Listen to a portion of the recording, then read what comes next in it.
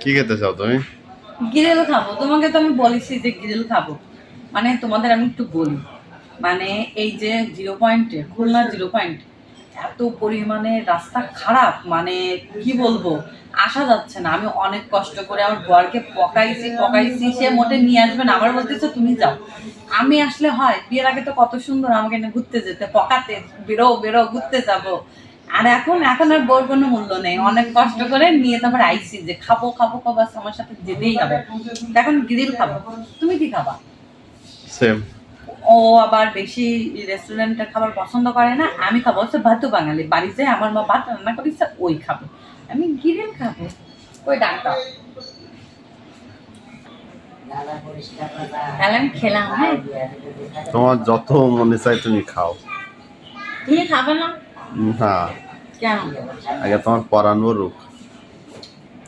আমি তো সে পারবো না, জানো কে নেই।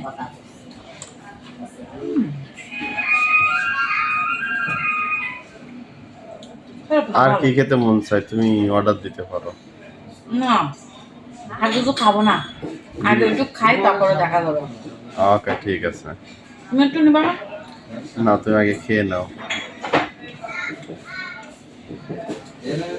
তুমি হুম। খাওয়ায় আমাকে তো বেডরুম বানাই দিবা। সমস্যা না, আমার বউ মোটা হলে সমস্যা নেই। তোমাকে তো দিই, দাঁড়াও। ভালোই বানাইছে, খারাপ না, ভালো। দূর, আমি চামচ দিয়ে খেতে পারি না। মানুষ কত সুন্দর চামচ দিয়ে খায়। বাঙালি মানুষ তো, আমি বাঙালি বাবা। হাতই যথেষ্ট। না, তুমি একটু না খেয়ে বলবা। তোমার তো আবার মুখে প্রচুর স্বাদ লাগে। তবে ভালোই হয়েছে, থ্যাংক ইউ আমাকে নিয়ে আসার জন্য।